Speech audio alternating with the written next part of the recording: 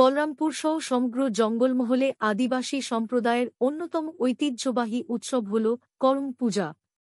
পুরুলিয়া, বলরামপুর আদিবাসী সংস্কৃতির অঙ্গ এবং প্রকৃতি পূজার প্রতীক করম পূজায় উৎসবের আবহে মাতল বলরামপুর। ভাদ্র মাসের একাদশীদ্বাদশীতে অনুষ্ঠিত এই পূজায় গ্রামজুড়ে দেখা গেল ভক্তি, আনন্দ আর ঐক্যের এক অনন্য ছবি। করম দেবতার আরাধনায় গৃহস্থালীর সমৃদ্ধি, ভালো ফসলের প্রাপ্তি ও ভাইবোনের সুস্থতার কামনা করেন আদিবাসী সম্প্রদায়ের মানুষ।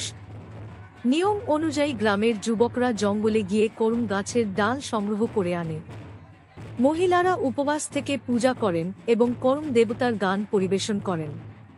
পাশাপাশি ঢোলমাদল বাজিয়ে সারা রাত ধরে চলে ঝুমুর নাচ ও গান। করম ধর্মের কাহিনী গানের সুরে শোনানো হয়, যা প্রজন্ম থেকে প্রজন্মে ঐতিহ্যকে জীবন্ত করে রেখেছে। বলরামপুরের বিভিন্ন গ্রামে হাজারো মানুষের অংশগ্রহণে এদিন পরিণত হয় সামাজিক মিলনমেলায়। আদিবাসী সমাজের প্রকৃতিপ্রীতি, ঐক্য ও সংস্কৃতির বহিঃপ্রকাশ ঘটায় এই করম পূজা।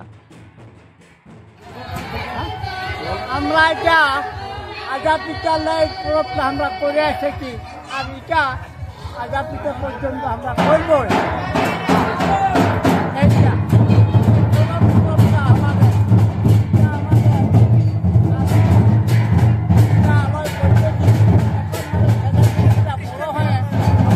মানে আমাদের মানে এরকম সভা করতে পারবো।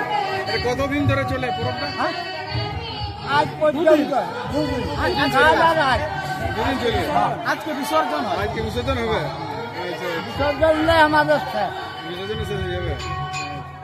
আর কতদিন পুরানো প্রোগ্রাম এটা? অনেকদিন থেকে